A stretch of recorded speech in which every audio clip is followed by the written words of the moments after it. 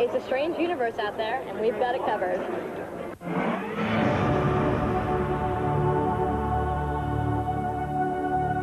John Lennon's encounter with extraterrestrials. I just sort of turned round, and there was this thing about 100 foot away, and very low, below the height of the buildings, you know?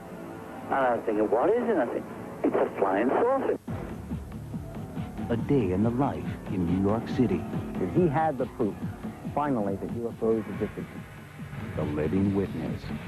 Here's two people nude on the terrace screaming, "It's a UFO!" John Lennon and the UFO.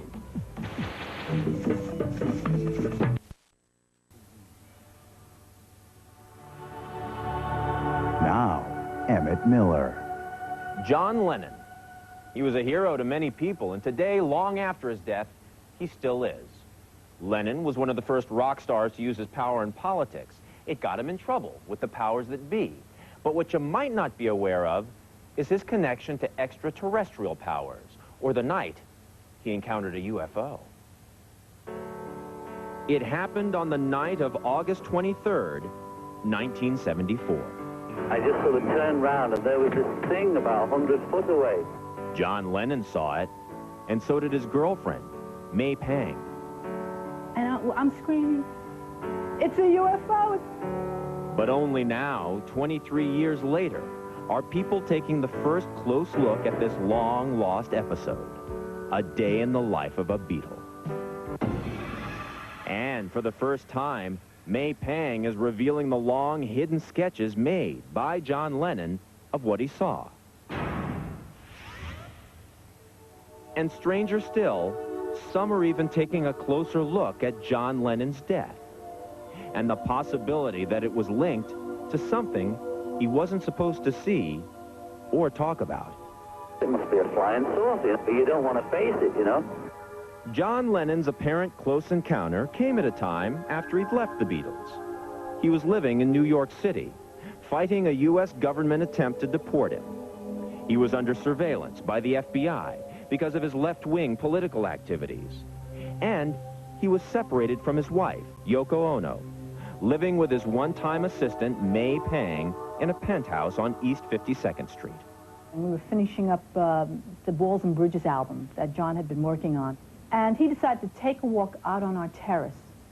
And now, mind you, he is nude. But if John Lennon made quite a sight, it was nothing compared to what May Pang says they were both about to see for themselves. And all of a sudden I hear him yelling out to me going, "May, come out here." So I go running out to the terrace, and I go, "What is it? I mean, what?" And I stopped, and I looked up, and I saw this saucer-like thing over our head, just going over us very, very slowly, like a snail. And as it was flying over us, it just sort of wavered. It just tilted, went on sort of on its side a little, and I'm screaming, "It's a UFO!" And there was no noise coming out of it. That's what was amazing. And it just hovered over this building for a good 5 minutes. It turned around and it moved out, and it just went straight up into the sky. We just watched it go straight up. John Lennon didn't keep the sighting to himself. He called the police, and they told him they'd already gotten 3 calls. He called a newspaper. They'd gotten 6. Within days, John Lennon was also on the phone to a radio station, where he spoke to all who were tuned in. I just sort of turned round, and there was this thing about 100 foot away, and very low, below the height of the buildings, you know? And I was thinking, what is it? I think, it's a flying saucer. It must be a flying saucer. But you don't want to face it, you know? Even if you're a freak like me, you still want to think, oh, it's a balloon or something, you know? But it was only recently that a radio show producer in another city got hold of the tape and decided to explore its implications. The John Lennon story is so convincing. 71% of Americans do not believe that the government is telling them the truth about UFOs. Dr. Bob Hieronymus produces a program called 21st Century Radio in Baltimore that specializes in the paranormal. John Lennon represented to most of us an individual that we could trust, who would tell the truth, and if he saw these things, then we thought they were credible. In the years since the sighting, John Lennon's testimony has been available to the public. There's the photograph, where he documented the place where he saw the craft. There's even this message he had printed on the cover of the Walls and Bridges album he was making at the time of the sighting. Perhaps the first million-selling affidavit. But there's something else that's been tucked away for more than 2 decades, literally kept in a vault. This is an envelope that I saved over the years, since 1974, which is a picture that John actually drew, and it's his version, it's his drawing of what this saucer looked like.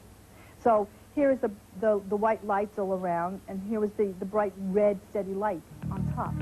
And here's where the story takes a twist into the unknown. It was shortly after the sighting and completion of the Walls and Bridges album that John Lennon reunited with Yoko Ono and retired from the music business and public life for 5 years. Shortly after he re-emerged with a new album and a new vision, he was murdered. Jonathan Vankin co-wrote a book called The 60 Greatest Conspiracies of All Time. The Lennon murder was one of them. They were worried that he had too much influence. This is the theory, that he had too much influence over the minds of young people especially. In his book, Jonathan Vankin did not tie the UFO sighting to Lennon's assassination. But in this age of movies like Men in Black and conspiracy theory, it doesn't take too much of an imagination to wonder if the UFO sighting was somehow connected. If you happen to be running a CIA propaganda operation or a Men in Black propaganda operation, John Lennon's your guy.